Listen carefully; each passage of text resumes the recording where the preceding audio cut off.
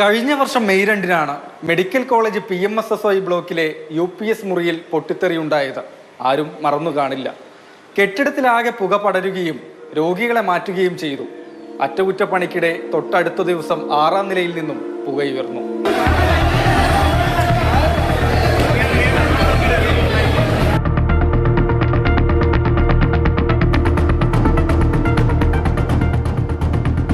പുതിയ അത്യാഹിത ബ്ലോക്കിൽ തീപിടുത്തമുണ്ടാകാൻ കാരണമെന്താണ്? കെട്ടിടത്തിന് അപാകതകൾ ഉള്ളതായി കണ്ടെത്തിയിട്ടുണ്ടോ? സർക്കാർ അന്വേഷണത്തിലെ കണ്ടെത്തലുകളും റിപ്പോർട്ടിന്റെ പകർപ്പും ലഭിക്കാൻ താൽപ്പര്യപ്പെടുന്നു. ഇവയുൾപ്പെടെയുള്ള ആവശ്യങ്ങൾ ഉന്നയിച്ചാണ് മുൻ ജില്ലാ പഞ്ചായത്ത് അംഗവും യൂത്ത് കോൺഗ്രസ് സംസ്ഥാന ജനറൽ സെക്രട്ടറിയുമായ VP ദുൽകിഫിൽ വിവരാവകാശ നിയമപ്രകാരം മെഡിക്കൽ കോളേജ് പ്രിൻസിപ്പലിന് അപേക്ഷ നൽകിയത്. ജൂലൈ 29-ന് മറുപടി. തീപിടുത്തത്തിന്റെ കാരണവും അന്വേഷണ റിപ്പോർട്ടിന്റെ പകർപ്പും ഇവിടെ ലഭ്യമല്ലാത്തതിനാൽ അപേക്ഷയുടെ പകർപ്പ് ആരോഗ്യ കുടുംബക്ഷേമ വകുപ്പ് S വിഭാഗത്തിന് കൈമാറിയ വിവരം അറിയിക്കുന്നു.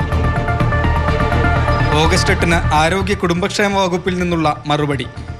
വിവരങ്ങൾ ഈ ഓഫീസിൽ ലഭ്യമല്ലാത്തതിനാൽ അപേക്ഷയുടെ പകർപ്പ് ആരോഗ്യ കുടുംബക്ഷേമ വകുപ്പിലെ B സെക്ഷനിലേക്ക് കൈമാറുന്നു.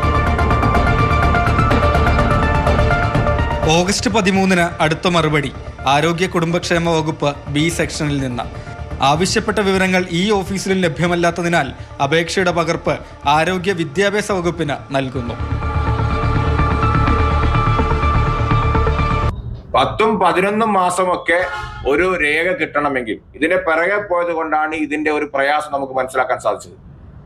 അത് വൈകിപ്പിക്കുകയും അതിന്റെ ഇടയിൽ ഉദ്യോഗസ്ഥർക്ക് ഈ അപേക്ഷകനുമായി ബന്ധപ്പെട്ടുകൊണ്ട് അവന്റെ അപേക്ഷ പിൻവലിക്കുവാനും എന്തെങ്കിലുമൊക്കെ സാമ്പത്തികമായ ഇടപാടുകൾ നടത്തുവാനൊക്കെ ഉള്ള സാവകാശം ലഭിക്കുന്ന തരത്തിലേക്ക് നമ്മളെ ഈ നിയമത്തെ ദുരുപയോഗം ചെയ്യുന്ന തരത്തിലേക്ക് കാര്യങ്ങൾ മുന്നോട്ട് പോകും. സെപ്റ്റംബർ 18-ന് മെഡിക്കൽ കോളേജിൽ നിന്ന് വീണ്ടും മറുപടി. തീപിടുത്തം സംബന്ധിച്ച റിപ്പോർട്ട് ഇവിടെയില്ല. സബ് കളക്ടറുടെ നേതൃത്വത്തിലുള്ള കമ്മീഷനാണ് അന്വേഷണം.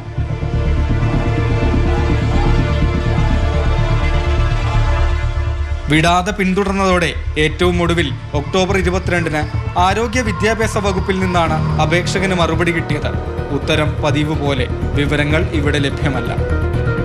വിവരാവകാശ കമ്മീഷൻ ഫൈൻ വിളിക്കുന്നുണ്ടെങ്കിലും ആ ഫൈനൊക്കെ വളരെ തുച്ഛമായ ഫൈൻ ആയതുകൊണ്ട് തന്നെ ഉദ്യോഗസ്ഥർക്ക് വളരെ എളുപ്പത്തിൽ രക്ഷപ്പെടാൻ പറ്റുന്ന ഒരു സാഹചര്യമാണ് നിലവിലുള്ളത്.